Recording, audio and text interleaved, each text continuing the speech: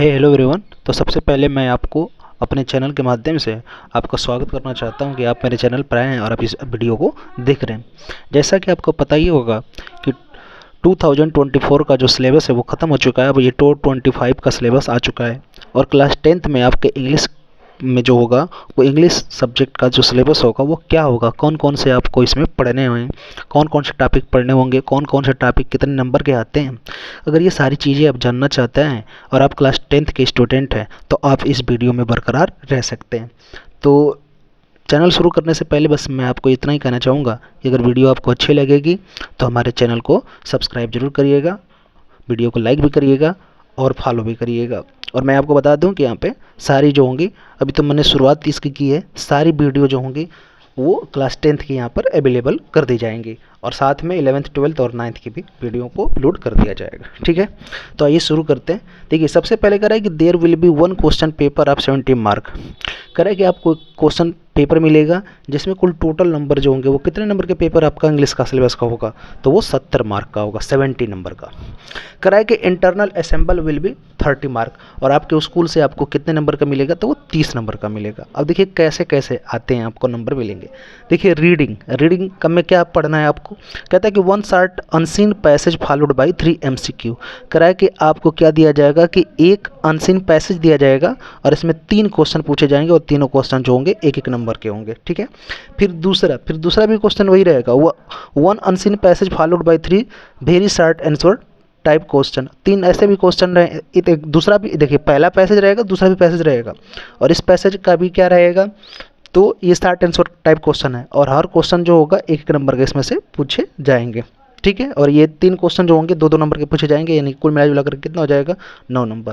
कह रहा है कि and one vocabulary based question, और एक जो होगा उसी पैसेज में से आपको वोकैब पूछ लिया जाएगा, अर्थात उसी में से कोई वर्ड दे दिया जाएगा, उसी पैसेज में से उठा करके कोई एक वर्ड कहेगा कि इसका एंटोनिम्स लिखिए, इसका सिनोनिम्स लिखिए, ये वोकैब हो जाएगा। यानी कुल मिला जुला करके रीडिंग वाले सेक्शन से आपको 10 नंबर के लिए देखने के लिए मिलेगा। राइटिंग स्किल्स में क्या करना है, तो आपको लेटर या एप्लीकेशन लिखना रहेगा और दूसरा क्या लिखना रहेगा, तो दूसरा आपको आर्टिकल या एस्से कह सकते हैं लिखना रहेगा। तो लेटर जो होगा आपको कितना नंबर का होगा, 4 नंबर, और एस्से जो रहेगा या आर्टिकल जो रहेगा वो कितना नंबर, 6 नंबर।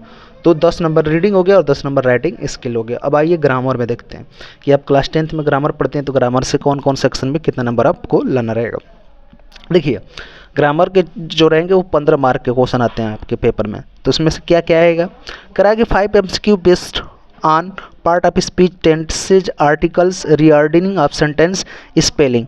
करा कि 5 क्वेश्चन रहेंगे जिसमें से पहला क्वेश्चन आएगा पार्ट्स ऑफ स्पीच से, यानी कि पार्ट्स ऑफ स्पीच कोई दे करके कोई एक सेंटेंस लिख करके दे देगा और उसमें नीचे लाइनिंग कर देगा और कहेगा कि इसमें से बताइए कौन नाउन है, कौन प्रोनाउन है, ये नाउन है कि प्रोनाउन है कि वर्ब है कि एडजेक्टिव है, ये सारी चीज़ें यानी पार्ट्स ऑफ स्पीच आप समझते होंगे।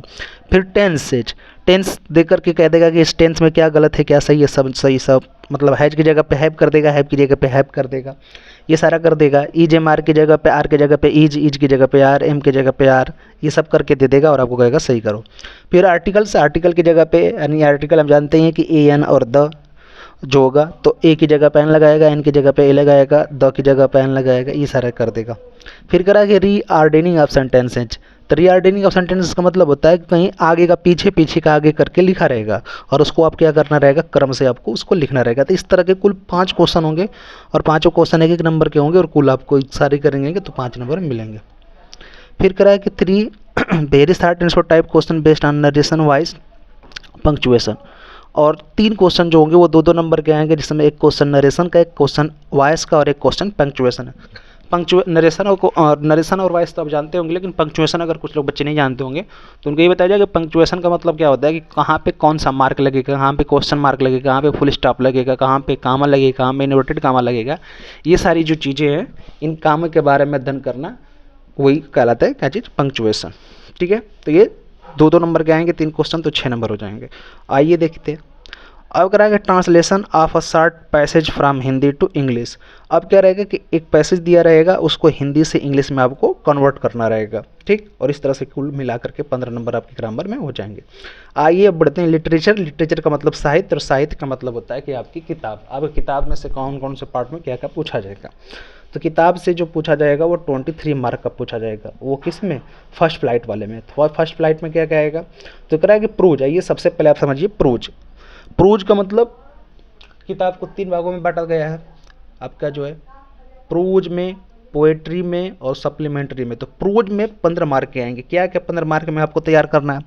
कहता है कि 2 MCQ based on the given extract, यानी कि 2 MCQ आएगा। MCQ का मतलब ये होता है मल्टीपल चॉइस क्वेश्चन, यानी कि टिक द करेक्ट। आप समझते होंगे 4 ऑप्शन दिया रहेगा, उसमें से एक कौन सा सही है ये रहेगा, तो 2 क्वेश्चन ऐसे आएंगे।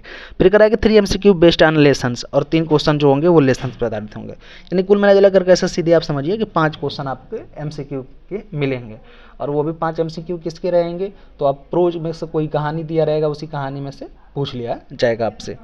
ठीक है, आइए बढ़ते हैं आगे। अब इसमें से देखिए, तो अभी तो 5 नंबर का हुआ, बाकी अभी कैसे 12, ये कितना नंबर का था? तो 15 नंबर का, तो अभी तो 5 नंबर का हुआ, तो अभी 10 नंबर बचा हुआ है। तो 10 नंबर में क्या क्या आएगा? कहता है कि 2 short answer type question in about 30 या 40 वर्ड इच। कह रहा है कि 2 छोटे छोटे क्वेश्चन आपसे पूछ लिए जाएंगे, शॉर्ट आंसर टाइप क्वेश्चन, जो कि आपको 3-3 नंबर के होंगे, और उसको कितने, और ये 3-3 नंबर वाला क्वेश्चन जो होगा कितने वर्ड में लिखना होगा? तो कम से कम 30 और अधिक से अधिक 40 वर्ड के बीच में आपको लिखना होगा। यानी कि कम से कम 30 वर्ड का इस्तेमाल कर सकते हैं और अधिक से अधिक 40। ठीक है, इसी के आसपास आप लिख सकते हैं, जरूरी नहीं है कि आध दो इधर इधर हो सकता है। फिर कह रहा है कि 1 long answer type question in about 60 word, और एक लंबा क्वेश्चन रहेगा, बड़ा वाला क्वेश्चन रहेगा, जो आपको 60 वर्ड का लिखना रहेगा। तो ये रहा प्रोज का सेक्शन, आप देख लिए। और ये पोएट्री में कितना नंबर? तो पोएट्री में केवल 8 नंबर। क्या क्या रहेगा?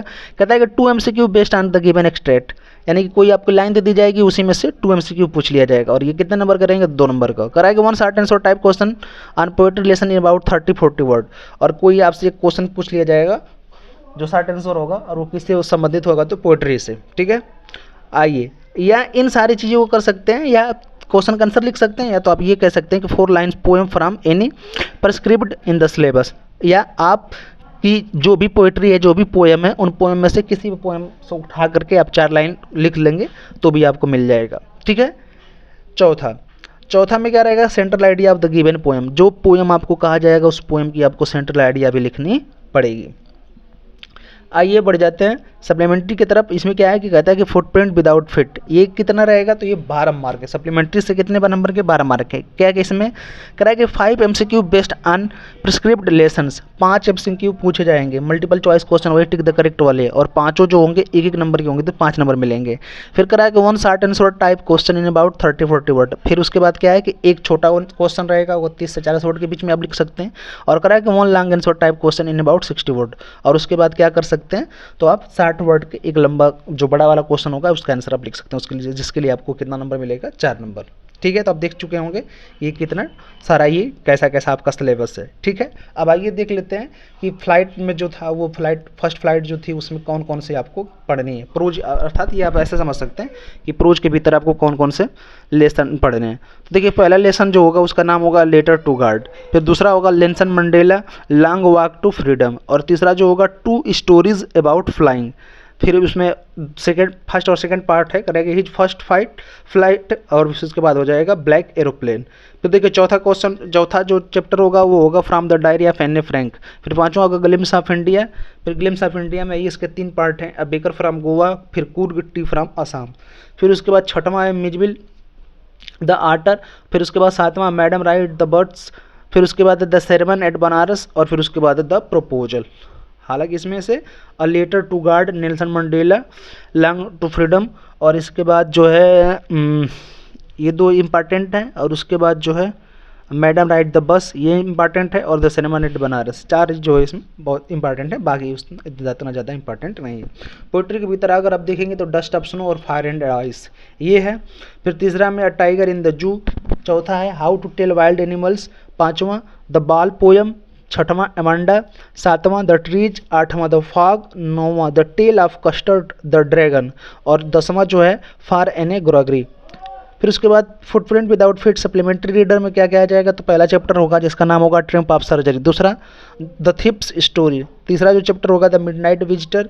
चौथा जो चैप्टर होगा queen a question of trust. और 5वां जो होगा फुटप्रिंट्स विदाउट फिट। छठवां जो होगा द मेकिंग ऑफ साइंटिस्ट। 7वां जो होगा द नेकलेस। 8वां जो होगा वोली, और 9वां जो होगा the book that shaped the earth. ये सारी जो हैं आपको पढ़नी है। हालांकि ये भी सारी जो है जितनी दी गई हैं 9 चैप्टर जो इसमें है उतने इंपॉर्टेंट नहीं है, कुछ इसमें से कम इंपॉर्टेंट है। जैसे ट्रिम्प ऑफ सर्जरी पहला, दूसरा जो थिप ऑफ स्टोरी ये इम्पॉर्टेंट है। फिर ऊपर देखेंगे 5वां नंबर पे फुटप्रिंट विदाउट फिट, ये भी इम्पॉर्टेंट है। और फिर उसके बाद जो है द नेकलेस भोली, ये इम्पॉर्टेंट है। यानी कि 5 इसमें से बस केवल इम्पॉर्टेंट है।